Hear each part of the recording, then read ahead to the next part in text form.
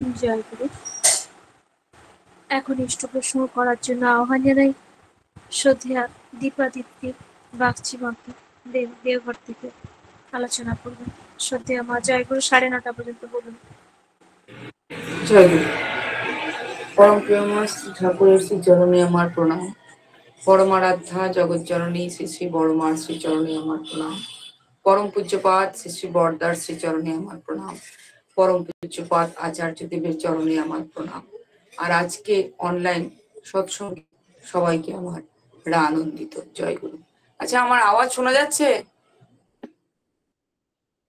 হ্যাঁ, শোনা যাচ্ছে, সুন্দর শোনা যাচ্ছে। আমি যতদূর মনে হয় আজকে আমি তৃতীয় দিন এখানে বলছি। তাই আজকে আমি একটু অন্য কিছু বলি। দুদিন আমি ঠাকুরের কথা বললাম। আজকে আমাকে শর্মিষ্ঠা মা বলেছিলেন যে একটু অন্য কথা বলার জন্য। তাই আজকে আমি আমার বাবা দীক্ষা নিয়েছিলেন কেমন করে সে কথাটাই আজকে আমি বলবো। 1939 সাল, তখন ভারতবর্ষের অবস্থা খুবই শোচনীয়।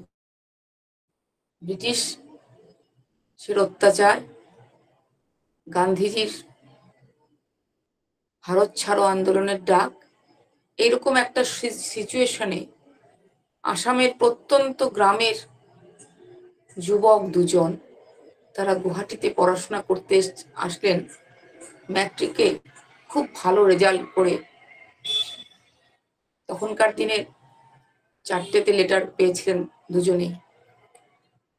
তারা আসলেন গুয়াহাটিতে পড়াশোনা করতে।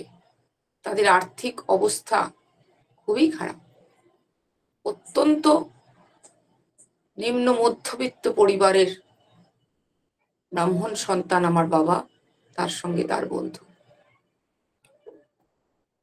এবার কলেজে ভর্তি হলেন, পড়াশোনাও চলতে লাগলো। কিন্তু এই যে আন্দোলন, ভারতের বিপ্লবী আন্দোলন, সেই আন্দোলনে দুজনেই মেতে উঠলেন। গান্ধীজির দলে, যেটাই বলবো, যোগদান করলেন। চলতে লাগলো। 1941 সালে তারা ব্রিটিশ সার্জেন্টের হাতে ধরা পড়লেন। ধরা পড়ার পরে তাদের জেলে কয়েকদিন রাখার পরে, বা জেলের যেটাকে মারপিট করা, পুলিশের অত্যাচার, মাথা টাথা ফেটে টেটে স্টিচ, মানে তখনকার দিনে স্টিচ, মাথা টাথা ফেটে গেছিল। যাই হোক, বেরিয়ে এসে গুয়াহাটিতে একটি জলাশয় আছে, অনেক বড় জলাশয়। দূর থেকে, মানে কাছে গিয়ে দেখলেও মনে হয় সেটা একটা নদীর মতো, কিন্তু অ্যাকচুয়ালি নদী না, একটা জলাশয়, লম্বা একটা পুকুর আর কি, বিশাল বড়। এপার ওপারে ওরা আজকাল অনেক কিছু নৌকা টোকা চলে, সুন্দর লাগে দেখতে। গুয়াহাটির প্রাণ কেন্দ্র বলা যেত তখনকার দিনে, এখন তো অনেক কিছুই হয়ে গেছে। যাই হোক, তারা তখন সেই পাড়ে বসে তারা নিজেদের জীবনটা কিভাবে চলবে সেটা বুঝতে পারছিল না। তাই বসে বসে ভাবছিল তারা গান্ধীজির দলে যাবে আবার ফিরে, না সাভারকরের দিকে যাবে। এইরকম মানসিক অবস্থাতে তাদের কথা বলার সময় পরমপিতার দয়াই হোক, তো পরমপিতার দয়াই হবে, একটা কাগজের টুকরো এসে তাদের সামনে এসে পড়ে। দুই বন্ধু কথার ছলে কাগজটি হাতের কাছে টেনে নেন, যেটা আমরা অনেকেই করি, রাস্তায় ঘাটে কাগজ থাকলে পড়ি, একটুখানি পড়া অভ্যেস আছে। সেখানে যে সে কাগজটা খোলার পরে সেখানে দেখা গেল কিছু কথার সঙ্গে দুটো বাণী আছে। সেই বাণী দুটো একবার, দুইবার, তিনবার পড়তে পড়তে তাদের শরীরে সমস্ত রোমাঞ্চিত হতে থাকলো। কি এই বাণী, কার এই লেখা? একদম ইয়ং যুবক তখন। কিভাবে এই বাণীটা কে লিখেছে, বা এই কথাটা, তখন তারা বাণী বোঝেনি, এই কথাটা, এই লাইনটা কে লিখেছে, কিভাবে তার পরিচয় পাবো?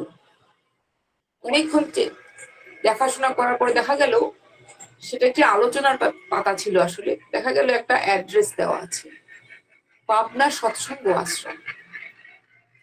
তারা চিঠি লিখলেন। চিঠি লেখার পরে চিঠির উত্তর এলো যে এই বাণীর যিনি রচনা করেছেন তিনি সৎসঙ্গের প্রতিষ্ঠাতা শ্রী ঠাকুর অনুকূল চন্দ্র। এবার চলতে লাগলো চিঠির আদান প্রদান। এক সময় তারা জিজ্ঞাসা করলেন যে কিভাবে যুক্ত হব সৎসঙ্গের সাথে। শ্রদ্ধেয় সুশীলদা উত্তর দিলেন যে দীক্ষার দ্বারা। আবার তারা প্রশ্ন করলেন কে দেবেন দীক্ষা। বাংলা না জানা দুজন অসমিয়া যুবক চিঠি লিখছেন। উত্তর এলো 1942 সালে, প্রথম দিকের কথা বলছি।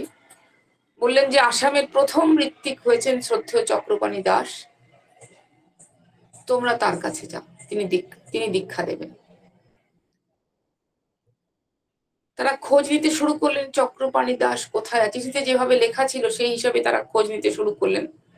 জানা গেল যে অমুক জায়গায় চক্রপাণি দাস কারো বাড়িতে আছেন। সেখান থেকে আমার বাবারা যেখানে ছিলেন সেই জায়গাটাতে তাদের কাছে তো পয়সা নেই, 42 কিলোমিটার দূর। এবার যাবেন কিভাবে, হাতে তো টাকা পয়সা নেই। হাঁটতে শুরু করলেন দুই যুবক। হাঁটতে হাঁটতে হাঁটতে হাঁটতে এক সময় রাস্তা শেষ হলো। যেদিন কি পৌঁছালেন সন্ধে হয়ে গেছে। চক্রপাণীদা দেখলেন দুই উদ্ভ্রান্ত যুবক দীক্ষা নিতে এসেছেন। তাড়াতাড়ি বললেন ঘরের সামনে কুয়ো আছে, তোমরা হাত পা ধুয়ে এসো। হাত পা ধুয়ে যখন আসলেন চক্রপাণীদা সবার নাম জিজ্ঞাসা করলেন। বুঝতে পারলেন না আমার বাবা ব্রাহ্মণ সন্তান, তাই চক্রপাণীদা অস্বীকার করলেন তাকে দীক্ষা দিতে। তিনি বললেন তুমি ব্রাহ্মণ সন্তান, তুমি পাবনা আশ্রমে গিয়ে দীক্ষা নাও, আমি তোমাকে দীক্ষা দেব না। আর বাবার বন্ধুর সেদিন দীক্ষা হলো শ্রদ্ধেয় রবীন্দ্রনাথ রায়, তার দীক্ষা হলো। ভক্ত শ্রেষ্ঠ রবীন্দ্রনাথ রায়ের সেদিনকে দীক্ষা হলো, বাবার হলো না। বাবা সেদিন থেকে নিরামিষ খাওয়া শুরু করলেন। যদিও ব্রাহ্মণ সন্তান হিসেবে তার বাড়িতে পেঁয়াজ রসুন বা মাংস চলতো না, শুধু মাছ চলতো। তিনি সেদিন থেকে সৎসঙ্গ, ওই তখনকার দিনে তো দীক্ষিতের সংখ্যা নেই, দ্বিতীয় তৃতীয় সৎসঙ্গী হিসাবে তারা পরিগণিত হলেন। না সমস্ত আসাম ইনক্লুডিং সিলেট। তারা শুরু করলেন তাদের জীবন। অধিবেশনে যান, একজন লোকজন ধরে যাজন করেন, একটার পর একটা ঠাকুরের কথা। চক্রপাণীদা সাংঘাতিক বাগ্মী ছিলেন, অসম্ভব সুন্দর ঠাকুরের কথা বলতে পারতেন। এভাবে তারা শুরু করলেন তাদের জীবন। কিন্তু দীক্ষা তো হয়নি। 1942 সালের শেষের দিকে এই এত মাসের অর্থ কিছু চাকরি খুঁজে, সেই অল্প কয়েকটা টাকার জন্য চাকরি করে সেই টাকা সংগ্রহ করে গোয়ালন্দের ঘাট পেরিয়ে, ব্রহ্মপুত্রের পার, গোয়ালন্দের ঘাট, সমস্ত কিছু পেরিয়ে পাবনায় উপস্থিত হলেন বাবা। আমি জিজ্ঞাসা করেছিলাম বাবাকে যে প্রথম পুরুষোত্তম দর্শন তোমার কেমন হয়েছিল। বলেছিলেন ফার্স্ট সাইট এট লাভ। এত রূপ, যে রূপ আকর্ষণ করে, যার চোখে মায়া, যে মায়ায় মানুষ সেখান থেকে নড়তে পারে না, এত ভালোবাসা। প্রণাম করার সঙ্গে সঙ্গে জিজ্ঞেস করছিলেন কোথা থেকে এসেছো, খেয়েছো নাকি। কাঁধের মধ্যে একটা পাতা ছিল, শুভ্র ঠাকুরের দেহে ফতুয়া পরে ঠাকুর, সেই পাতাটা বড় বেমানান লাগছিল, বাবা সরিয়ে দিয়েছিলেন। এখনকার মতো তখনকার দিনেও লোক বলেছে, চিৎকার করেছিল। ঠাকুরের দৃষ্টি ছিল অভয়ের, কিছু হবে না। বললেন তুমি আজকে খাওয়া দাওয়া করো। বাবা দীক্ষার কথা বললেন। পরের দিন বাবার দীক্ষা স্বস্তিনী একই দিনে হলো। বাবা ফিরে এলেন গুয়াহাটিতে। আস্তে আস্তে এই চক্রপাণীদার দ্বারা দীক্ষিতের সংখ্যা বাড়তে লাগলো। অধিবেশন হতে থাকলো, জায়গায় জায়গায় হতে থাকলো সৎসঙ্গ। চারিদিকে তারা বক্তৃতা দিতে আরম্ভ করলেন। কখন রাত ভোর হয়ে যেত কেউ টের পেত না। অসমীয়া সমাজ বাঙালি গুরুকে একসেপ্ট করে নিতে পারলো না, তাই হতে থাকতো তর্ক। রাতের পর রাত সেই তর্ক লাগলো। এমনও দিন গেছে তাদেরকে মারার জন্য লোক গেছে, দা কাটারি নিয়ে মারার জন্য। সেই উদ্ভ্রান্ত জনতাকে ঠাকুরের কথা বলে থামাতে সক্ষম হয়েছিলেন শ্রদ্ধেয় চক্রপাণি দাস, শ্রদ্ধেয় দীননাথ শর্মা, শ্রদ্ধেয় রবীন্দ্রনাথ রায়। এভাবে চলতে থাকলো যাজন। 1946 সাল ঠাকুর পাবনা ছাড়লেন, আর বাবারাও দেওঘর আসা শুরু করলেন। প্রত্যেক সময় তারা দেওঘর আসতেন। শ্রী বরদার সঙ্গ করতে বললেন ঠাকুর। শ্রী বরদার সঙ্গ করে করে আগে ঠাকুরের কাজটাকে কিভাবে কিভাবে এগিয়ে নিয়ে যাওয়া যাবে তিনি তার নির্দেশ দিতেন। এরাও এখানে এসে সেই কাজগুলো সুন্দর করে করতে থাকলো। 1950 সাল আসামে প্রচন্ড ভূমিকম্প হলো। সেই ভূমিকম্পে আসামের জনজীবন তছনছ হয়ে গেল। আর সেই সময় 100 বিঘা জমি শ্রদ্ধেয় চক্রপাণি তাকে দান করলেন এক রাজনীতিবিদ। তিনি ঠাকুরের কথা শুনে এত উদ্বুদ্ধ হলেন, পাবনায় গিয়ে ঠাকুর দর্শন করলেন এবং 100 বিঘা জমি সেটা দিলেন কোথায়? ব্রহ্মপুত্রের চরের জমি। এবার সেই জমিকে রক্ষণাবেক্ষণ করতে হবে। রক্ষণাবেক্ষণ করার জন্য এই দুই যুবক, রবীন্দ্রনাথ রায় আর দীননাথ শর্মা, তারা জমিতে একটুখানি কিছু ফসল লাগাতে শুরু করলেন। কিন্তু খাবেন কি? কিছুই তো খাওয়ার নেই, টাকা নেই, পয়সা নেই, কিচ্ছু নেই। চক্রপাণি দা কারো কাছ থেকে ভিক্ষে করে যখন কোনো কিছু এনে দেন তখন খাওয়া হয়। দিনের পর দিন না খেয়ে থাকেন। একদিন ভাবলেন এভাবে দিন চলবে না, না খেয়ে কতদিন আর থাকবেন? কিচ্ছু খাওয়ার নেই, বৃষ্টি ঝড় জল, শুধু একটাই ইচ্ছে যে ঠাকুরকে কিভাবে প্রতিষ্ঠা করবেন। তারপর একদিন তারা ভাবলেন, সেই জমিতে হঠাৎ করে দেখলেন একটি ছেলে ঘাস কাটছে। জিজ্ঞাসা করলেন এই ঘাস দিয়ে কি করবে? বলে ঘাসগুলো বিক্রি করে টাকা নেব। এই 100 বিঘা জমির মধ্যে অন্য লোকে এসে ঘাস কাটছে। তখন এরা ভাবলেন তাহলে ঠিক আছে, আমাদের আহারের জন্য ইষ্টভীতির পয়সাটাও জোগাড় করতে হবে, এই ঘাস কাটি, আমরা ঘাস বিক্রি করি। ঘাস বিক্রি করলেন, সেটাতে কিছুদিন চলল, কিন্তু কিছুতেই আর চলছিল না। কি খাবেন? ভাবলেন টমেটো গাছ লাগাই, টমেটো খুব তাড়াতাড়ি হয়, টমেটো গাছ লাগাই। এই টমেটো লাগালেন। কিন্তু আসামে ঝড় জল, বলতে খুব ইজিলি যেগুলো কথা বলছি, আজ ভাবতে গেলে সেই সব মানুষগুলোর কথা বলতে গেলেও কষ্ট হয়। টমেটো সেদ্ধ করলেন শুধু, আজকে যেটাকে আমরা স্যুপ বলি, ভালোভাবে খুব যত্ন করে খাই, তারা তো সেটা জানতেন না। শুধু টমেটোটাকে সেদ্ধ করলেন, কাঠের উনুনে জাল দিয়ে মাটির পাত্রে সেই টমেটো সেদ্ধ করলেন। সেই টমেটো সেদ্ধ করে বাটি নিয়ে খেতে বসতে না বসতে, টমেটো সেদ্ধ করছেন যখন, হঠাৎ আসলো ব্রহ্মপুত্রের বালির ঝড়, নদীর বালির ঝড়ায়। নিজেদের ধুতি দিয়ে সেই বালির ঝড়টাকে আটকাতে চেষ্টা করলেন। কিছুটা পারলেন, কিছুটা পারলেন না। সেই বালি দেওয়া টমেটো সেদ্ধ খেয়ে দিনের পর দিন থাকলেন। তাও চলছিল গুরু ভাইদের আনাগোনা, সৎসঙ্গ। কিন্তু কেউ সেখানে রাত্রি বাস করতো না, দিনের বেলায় থাকতো। সারা রাত্র থাকতেন দুইজন, দীননাথ শর্মা আর রবীন্দ্রনাথ রায়। এরকম করতে করতে রবীন্দ্রনাথ রায়ের একটা পেটের যন্ত্রণা শুরু হলো। খাওয়া দাওয়া নেই তো, পেটের যন্ত্রণা। তিনি বললেন আমি আর পারছি না। তিনি চলে গেলেন শহরে, মানে গুরু ভাইদের কারো বাড়িতে বা তার নিজের বাড়িতে। কিন্তু বাবা থেকে গেলেন। গুরু ভাইরা দিনের বেলায় আসে, ঠাকুরের কথা হয়, ঠাকুরের প্রতিকৃতি রেখে তারা অধিবেশন, তখন সিটিং বলা হতো, অধিবেশন বলা, সেগুলো করতেন। আর রাত্রে সেই 100 বিঘা জমির উপরে একা থাকতেন। দিন পার হতে থাকলো, কিন্তু বিধি বাম হলে যা হয়। 1951 সালে আসামে প্রচন্ড ফ্লাড হলো। সেই ফ্লাডে 100 বিঘা জমি ব্রহ্মপুত্রের গহ্বরে চলে গেল। সমস্ত গুরু ভাইরা মানসিক ভাবে বিপর্যস্ত হয়ে পড়লেন। শ্রী শ্রী বড়দাকে জানানো হলো। তিনি বললেন, তোরা আবার চেষ্টা কর, ভাড়া ঘর। এই ভাড়া ঘরে তারা শুরু করলো গুয়াহাটিতে তাদের সৎসঙ্গের কেন্দ্র। এভাবে চলতে থাকলো। এই কেন্দ্র থেকে ওই কেন্দ্র, ওই কেন্দ্র থেকে ওই কেন্দ্র। ঠাকুরকে জানানো হতো। ঠাকুর বলতেন, তোরা চেষ্টা কর জমি কেনার জন্য। এরকম করে করতে করতে 1953 সালে, বারবার দেওঘরে যান আসে, 1953 সালে দেওঘর গেলেন বাবা পুজো কনফারেন্সে। শ্রী ঠাকুর বাবাকে বললেন, দিন আজ থেকে তুই বড় খোকার সাথে সাথে, আর বড় খোকার প্রাইভেট ডিপার্টমেন্টটা দেখাশোনা কর। প্রাইভেট চিঠিপত্র থাকে, সেগুলো লেখাপড়া, অনেক কিছুই কাজ থাকে, তার মধ্যে চিঠিটা মেইন, সেগুলো দেখাশোনা। আমৃত্যু সেই কাজ করে গেছেন বাবা। এদিকে 1959 সালে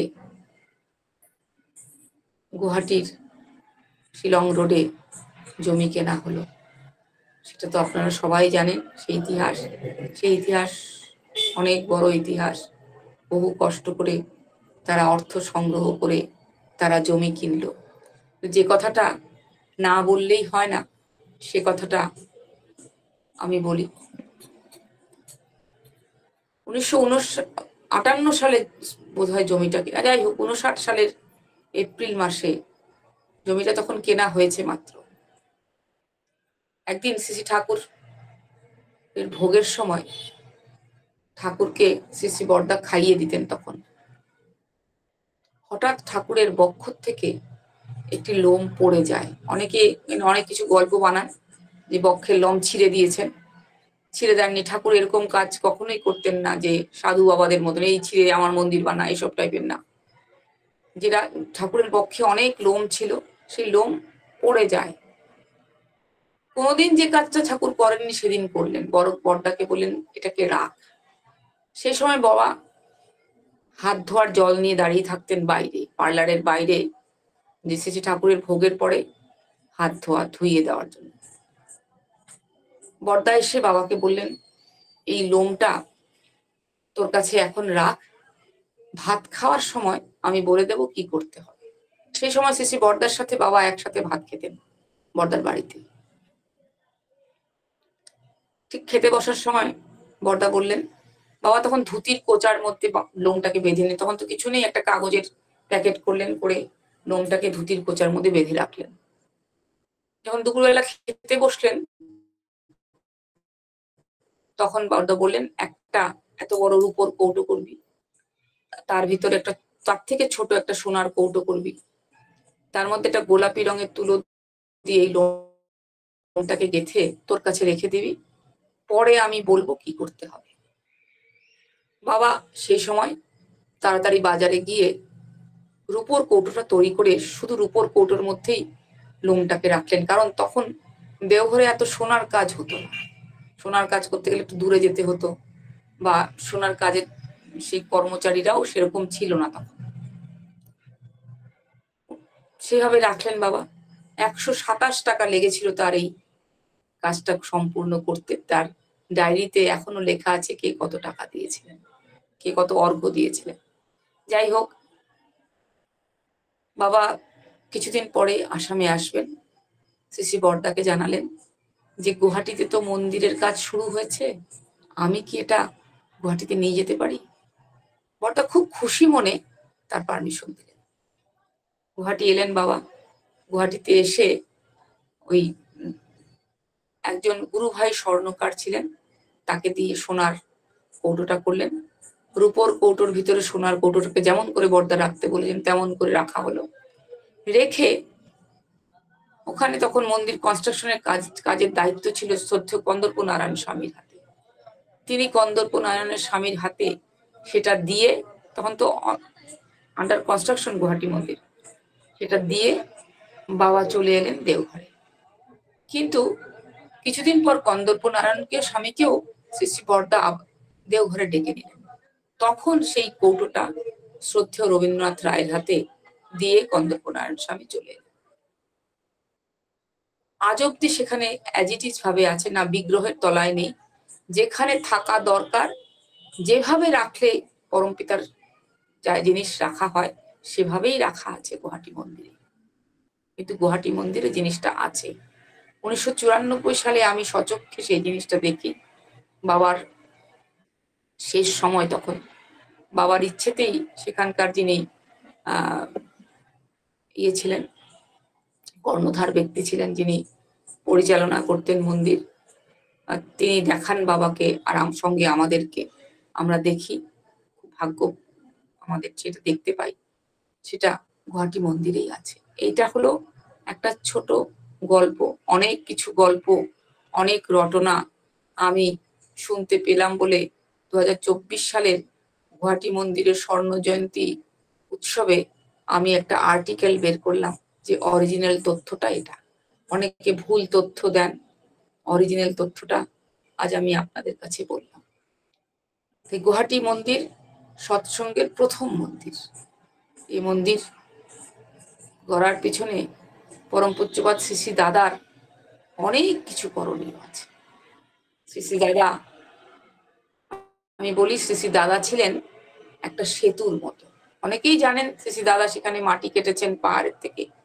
ঠাকুর পরিবারের প্রতি প্রত্যেকের না ঠাকুরের কাজ করার একটা অভ্যাস আছে, তার জন্য তারা পিছু হন না। এই যে করোনার সময় পরম পূজ্যপাদ আচার্যদেব, মানুষরা কে কি খেয়েছে তাদের যত্ন আত্মার কথা তো সেটা তো বাদই দিলাম, এই দেওঘর শহরের, শুধু আশ্রমের না, দেওঘর শহরের হনুমানরা কি খাবে, তারপরে পাখি, পশু পাখিরা, রাস্তার ঘাটের পশু পাখি যাদের কোনো গার্জেন নেই, পশু পাখিদের যারা কারো এমনি থাকে, যারা এমনি ঘুরে বেড়ায়, তাদের খাওয়া দাওয়ার ব্যবস্থা করেছেন পরম পূজ্যপাদ আচার্যদেব। তাই ঠাকুর পরিবারের কাছে এই মাটি কাটাটা এমন কিছু বড় কথা না। যেটা করেছিলেন শ্রী শ্রী দাদা, অসমীয়া সমাজ আর বাঙালি সমাজের ভিতরে সেতু বন্ধন তৈরি করেছিলেন। একটা সময় অসমীয়া সমাজ আর বাঙালি সমাজের মিল ছিল না, কিন্তু পরম পূজ্যপাদ শ্রী শ্রী দাদার দয়াতে, দাদার অক্লান্ত পরিশ্রমে দুই সম্প্রদায়ের মানুষ কাঁধে কাঁধ মিলিয়ে ঠাকুরের কাজ করেছেন। শ্রদ্ধেয় চক্রপাণি দাসদা সৎসঙ্গের বীজ বপন করেছিলেন আসামে। শ্রদ্ধেয় রবীন্দ্রনাথ রায় সেই গাছে, সেই চারা গাছটিকে লালন পালন করেছিলেন। আর শ্রদ্ধেয় দীননাথ শর্মা চেষ্টা করে গেছেন সারা জীবন যাতে বাইরের কোনো শক্তি সেই চারা গাছটিকে নষ্ট না করে, কিন্তু সেই চারা গাছটিকে একটি বৃক্ষে রূপান্তরিত করেছিলেন পরম পূজ্যপাদ শ্রী শ্রী দাদা। তাই আসাম সৎসঙ্গের যে এই বিকাশ, তার সম্পূর্ণ কিন্তু পরম পূজ্যপাদ শ্রী শ্রী দাদার দয়ায়। এই মানুষগুলোর অক্লান্ত চেষ্টায় সৎসঙ্গের বীজ বপন করা হয়েছিল। তারা যে কষ্ট করেছেন, আজকে অনেকেই বলেন আমরা বহু কষ্ট করে ঠাকুরের মন্দির করছি, অর্ঘ্য কালেকশন করছি, কেউ দিচ্ছে কেউ দিচ্ছে না, কিন্তু পেট ভরে তো দুটো ভাত খেয়ে আমি অর্ঘ্য কালেকশন করতে যেতে পারি। গাড়িটা নিয়ে বেরিয়ে গেলাম, এসি গাড়ি, সারাদিন সারা রাত্র ঠাকুরের নামে কালেকশন করলাম, বাড়িতে এসে এসি চালিয়ে ঘুমিয়ে পড়লাম।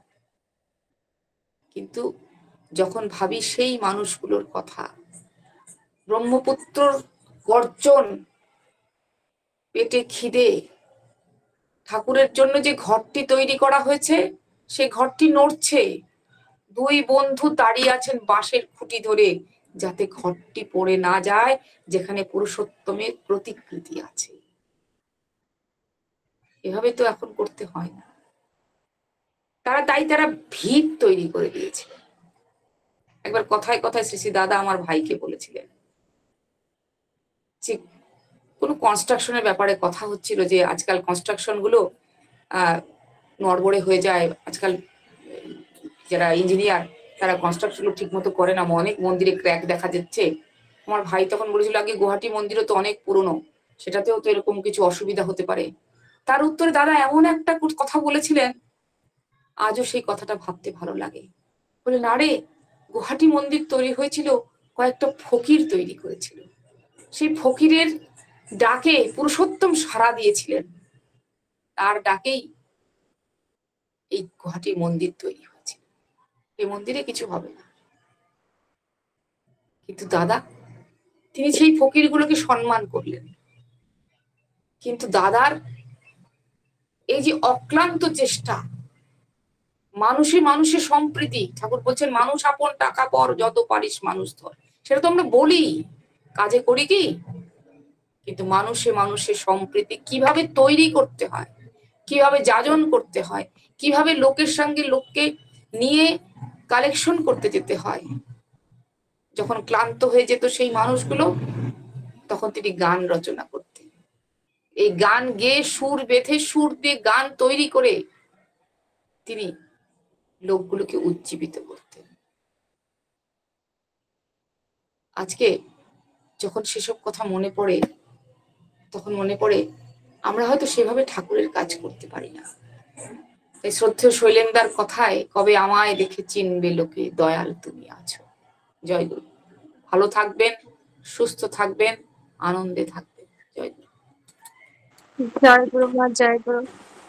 যে অসাধারণ কথা শোনালেন আপনার বাবা দীননাথ দার কথা শুনে আমরা প্রত্যেকে সমৃদ্ধ হলাম, প্রেরণা পেলাম যে একজন মানুষ যে কলেজে পড়তে এসে জেল খেটে যে কি করে তার পরবর্তী জীবন যে কি করে শুরু করবে সেটা ভাবতে পারছিল না, একটা কাগজের টুকরোই তার ভবিষ্যৎ নির্ধারণ করে দিল। খুব সুন্দর আলোচনা আমরা শুনলাম, আমরা প্রেরণা পেলাম। পরম পিতার কাছে আপনার এবং আপনার পরিবার পারিপার্শ্বিকের সবার সুদীর্ঘ নিরোগী উজ্জ্বল জীবন প্রার্থনা করি মা। ভালো থাকুন, সুস্থ থাকুন, আবারও আসবেন, তার কথা শুনে তার প্রতি আমাদের তন্ময় করে তুলবেন, এই আশায় থাকলাম আমরা সবাই। জয় গুরু।